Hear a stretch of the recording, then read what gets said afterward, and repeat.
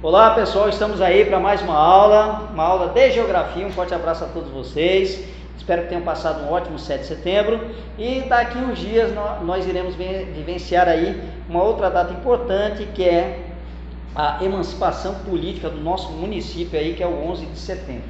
Pessoal, olha só, nós iremos comentar hoje, falando um pouquinho aí sobre a soberania dos Estados Unidos na América Latina no período da Guerra Fria. Só para a gente entender, esse período da Guerra Fria foi aquele período que a gente comentou na aula passada, né? Que não foi aquele conflito, aquela guerra direta entre Estados Unidos da América e a União das Repúblicas Socialistas Soviéticas, né? Lideradas pela Rússia de Joseph Stalin. Mas foi um conflito aí ideológico, político, econômico, militar, indiretamente, né? Atômico, armamentício, né? Onde as duas potências, tanto os Estados Unidos quanto a União Soviética, elas vão se armarem aí ao máximo para poder intimidar uma a outra. Beleza, pessoal? Então vamos lá. E a gente observar o seguinte: a influência, qual foi a influência que ela exerceu aqui na América Latina? Só lembrando, quando a gente fala de América Latina, nós estamos falando aqui do México até a Argentina. São os países que fazem parte da América Latina. Por que América Latina, professor? Porque foram países que foram colonizados por países de língua latina, como por exemplo a Espanha e Portugal, que tiveram uma herança histórica aí, uma herança histórica, que foram colonizados por uma forma de colonização de exploração, de todo o produto da terra ele foi retirado, diferentemente de outro tipo de colonização que teve aí, foi a colonização de povoamento que aconteceu nos Estados Unidos. Beleza, pessoal? Então nós temos aqui um conceito para entender aqui algumas ideias, né? Por exemplo, imperialismo. O que é imperialismo, né? Eu trouxe um conceito aqui para vocês podem achar outros conceitos até mais simples, mas a ideia de conceito a gente começa a construir a partir de agora. O que é o imperialismo? Imperialismo é uma forma de um país exercer seu poder sobre outro país. Só isso. É a forma de um país exercer um poder sobre o outro. De que forma? A partir de influência direta ou indireta. Com a atuação direta ou indireta, com a atuação de vários ramos, seja territorial, militar, econômico, político. Então, através dessas atuações, ela vai exercer alguma influência. Diretamente, quem for de vias militares, né? Territorialmente, dominando aquele território através do seu exército e tudo mais. Economicamente, quando incentivar, injetar dinheiro e tudo mais. Politicamente, quando incentivar governos alinhados, favoráveis a ela estarem ali. E é mais ou menos isso que os Estados Unidos realizou no período também da Guerra Fria, né? A gente observa o seguinte: essa charge, essa imagem aqui, de uma águia. Um dos símbolos dos Estados Unidos, que é justamente essa águia aí, ela está, a gente observar direitinho, as cores dela, o formato dela, né? A gente observa que aí está representando os Estados Unidos, a bandeira dos Estados Unidos, né? Nós vemos aqui o fundo azul, aquela fundo da bandeira dos Estados Unidos, com estrelas, que seriam os estados norte-americanos, né? E as cores ali, o branco e o vermelho, representando aquelas primeiras, né, estados, né, províncias que foram formando os Estados Unidos da América. E você observa o seguinte, que essa águia, ela está tipo como se estivesse rasgando, devorando uma determinada imagem, uma representação de quê? De um continente. Que continente seria esse? Justamente o continente sul-americano, que foi a parte da América Latina onde os Estados Unidos da América, no período de Guerra Fria, exerceu a sua maior influência. Ok, pessoal? Então, para a gente pegar essa ideia, vamos prosseguir. E aí nós temos aí o imperialismo norte-americano na América Latina, né? Um conceito aí também, uma ideia, a gente entender o que é, né? Esse imperialismo, esse exercício de imperialismo norte-americano aqui no nosso território, no território da América Latina, certo? Na América Latina, o exercício da soberania americana se deu de forma direta, como o caso do Panamá, ou indireta, como incentivo a regimes autoritários de cunho militar, como o caso do Chile e da Argentina. Pessoal, o caso do Panamá é bastante interessante. Olha aqui, a gente tem uma imagem aqui do caso do Panamá. Existiu-se um projeto, uma ideia de interligar o Oceano Atlântico com o Oceano pacífico, né? Existia essa ideia, essa intenção aí que começou a ser executada pela França. A França promoveu essa ideia de fazer uma ligação, um canal que pudesse facilitar, promover a travessia, né? A passagem do Oceano Atlântico para o Oceano Pacífico. Isso iria facilitar aqui a ligação territorial, porque você poderia impedir o quê? Essa grande passagem que tem aqui, ó, todo o continente americano, América do Sul, toda essa parte da América do Sul. Esse projeto foi iniciado pela França, mas ficou no meio do caminho. E quem assume aí o controle desse projeto de fazer a construção desse canal vai ser justamente os Estados Unidos. Detalhe, o Panamá era um território pertencente à Colômbia. E aí o que vai fazer os Estados Unidos? Ele vai incentivar a emancipação política, a independência do Panamá para a realização, para a construção desse canal. Incentiva militarmente e tudo mais, aquela coisa toda, e o Panamá se torna independente. Ele promove a construção aí desse canal que vai interligar o Oceano Atlântico ao Oceano Pacífico, fazendo essa ligação, encurtando essa distância aí. Correto, pessoal? E vai administrar esse canal aí por praticamente 100 anos, aí vai continuar, vai passar a administrar esse canal aí.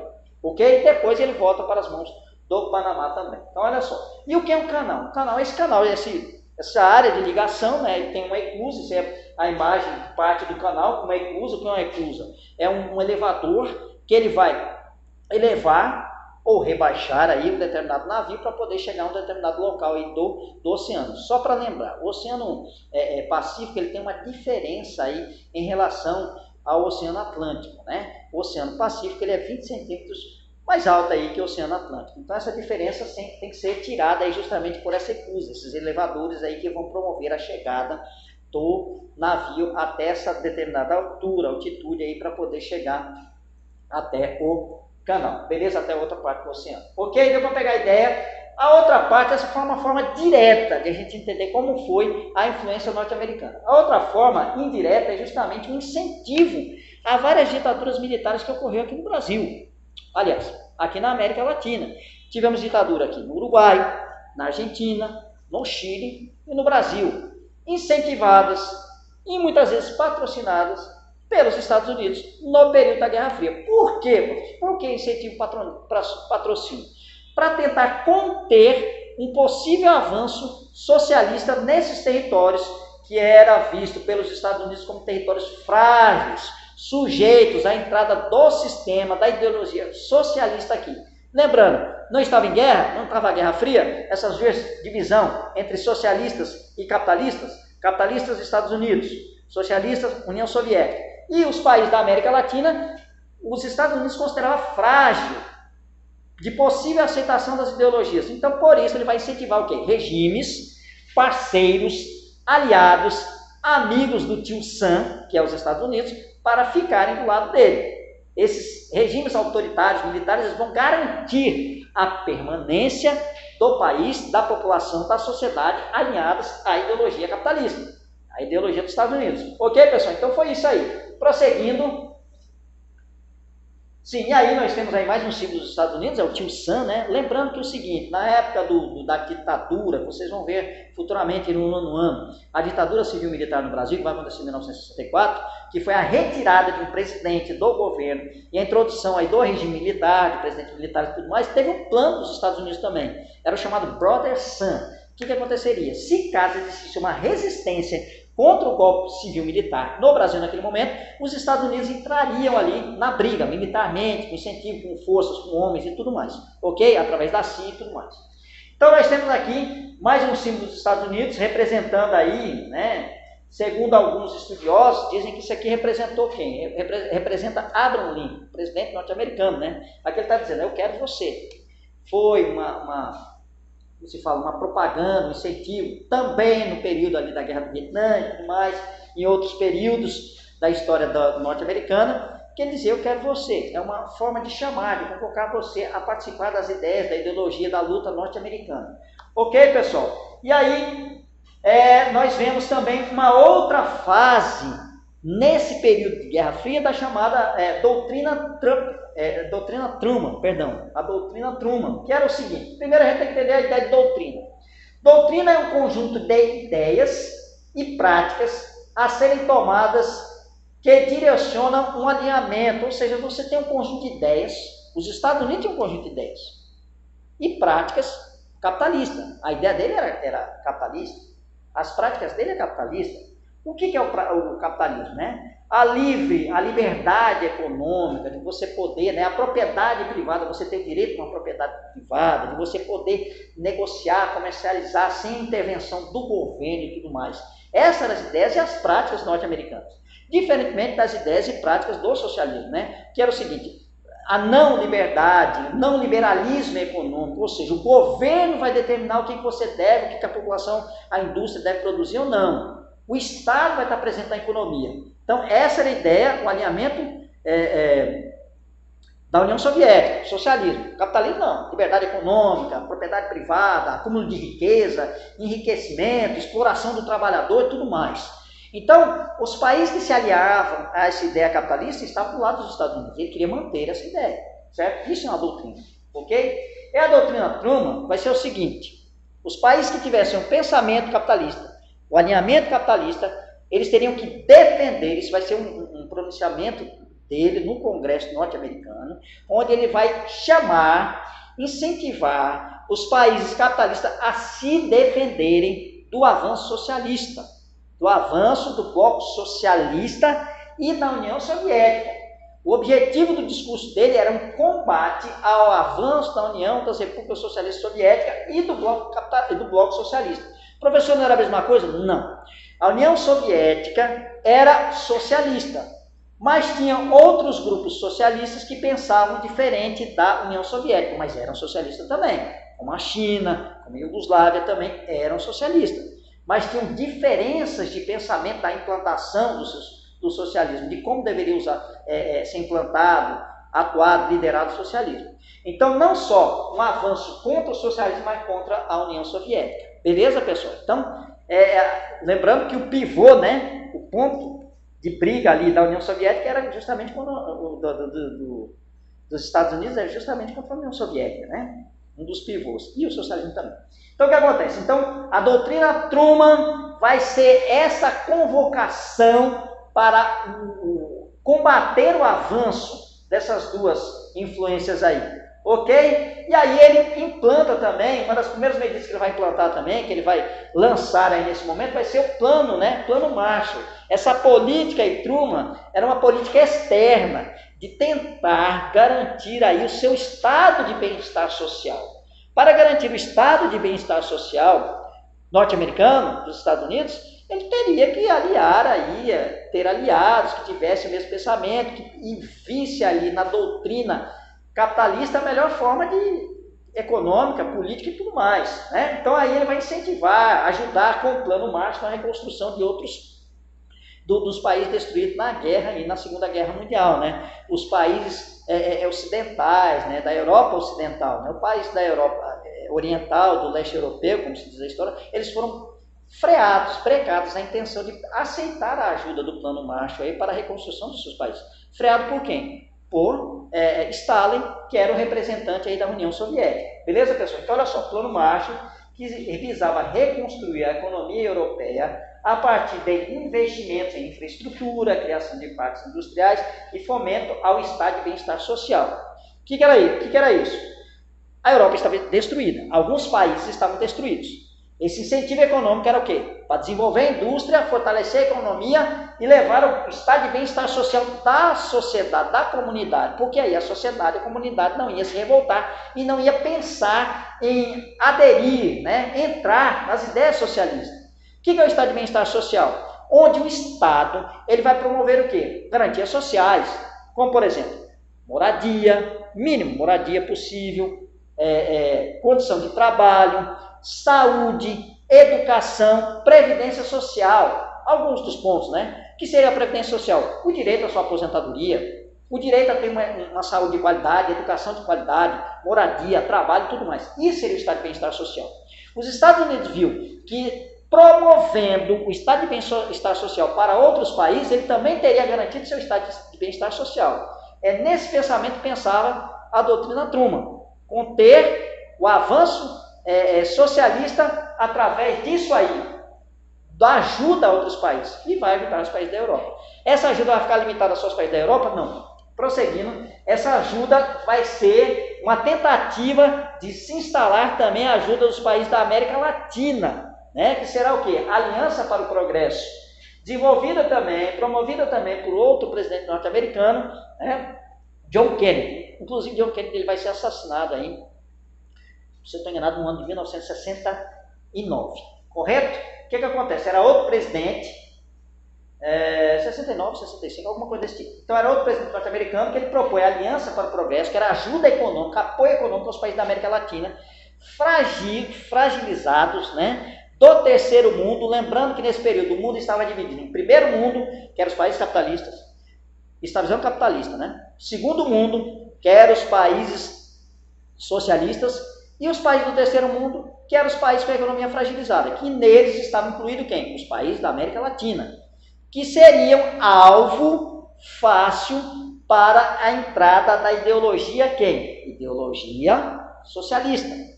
Era contra essa ideologia socialista que brigava os Estados Unidos, conter, barrar essa entrada dessas ideias aqui, e desenvolve essa aliança, né? Aqui nós temos John Kennedy, presidente dos Estados Unidos, juntamente com outras autoridades aqui da América Latina, discutindo, debatendo, promovendo essa aliança.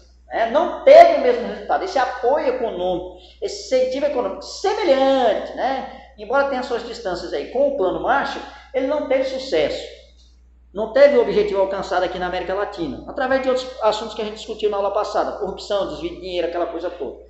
Gerou o quê? Mais desempregos e crise aqui no território nas Américas Latinas de uma forma geral. Aumento de quê? De grupos de esquerda socialistas, ou seja, grupos, e aí uma série de grupos que vão aderir, ou seja, aceitar, se incentivar pelas ideias socialistas, que irão pegar em armas e que irão promover uma ameaça, um temor da entrada do socialismo aqui na região, ok? Olha só, aumento de grupos de esquerda socialista gerou temor na mudança de alinhamento do governo ao socialismo. Existia um temor nos países da América Latina de que seus governos, seus governantes, futuros governantes, tanto de forma que chegassem ao poder de forma eleita ou através de golpes militares, eles se alinhassem à ideologia socialista. Então existia esse temor.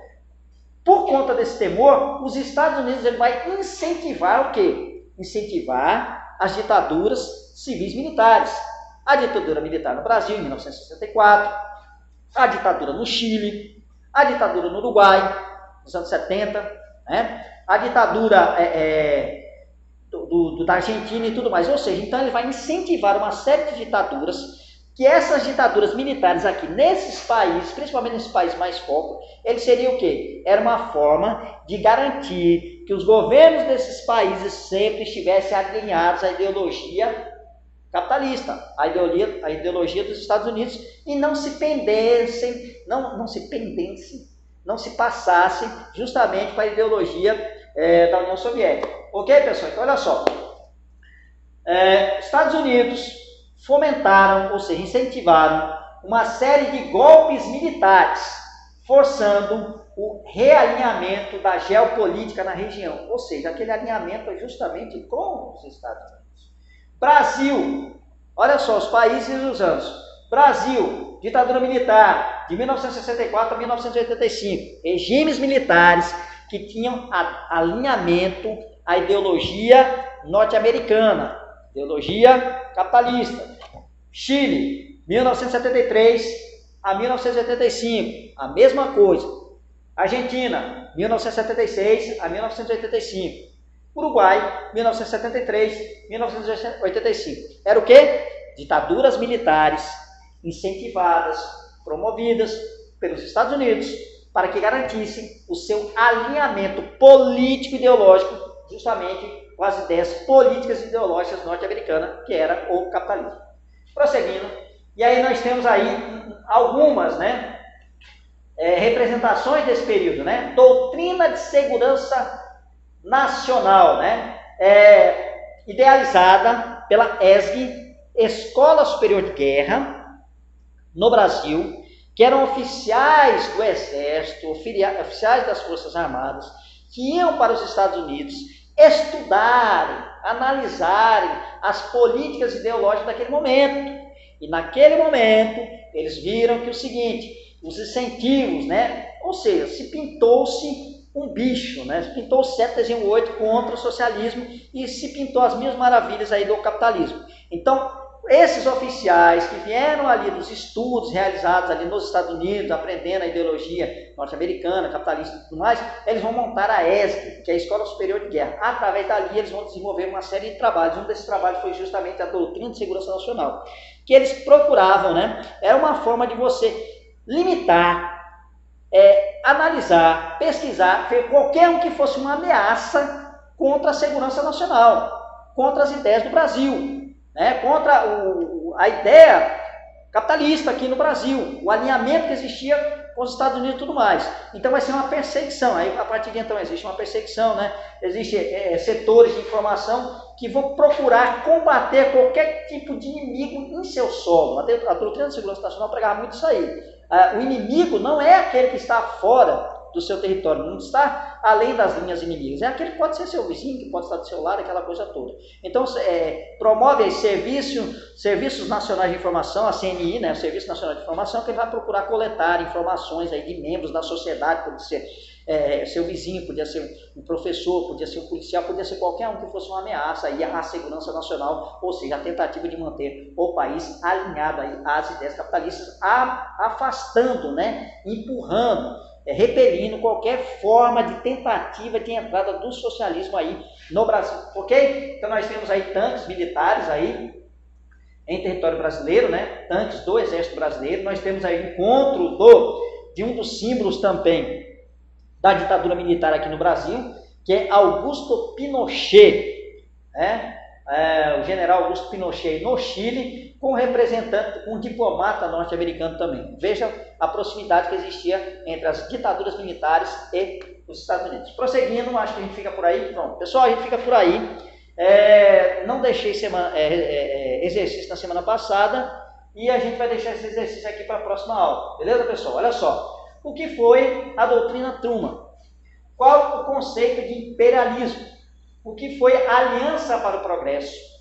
De que forma se deu o exercício da soberania americana direta e indiretamente na América Latina? O que foi a doutrina de segurança nacional? Pessoal, olha só, qualquer coisa também, vocês podem dar uma pesquisada também a respeito desse assunto. Qualquer resposta que for semelhante às que eu passei aqui, beleza. A gente vai fazer um comparativo com a correção e aquelas respostas que sejam semelhantes, tá tudo certo. Não precisa ser necessariamente tudo que eu falei, aquela coisa toda não. São respostas dentro da ideia que sejam semelhantes ao que a gente passou aqui para vocês. Ok? Fica essa mensagem. O amor não é viver feliz para sempre.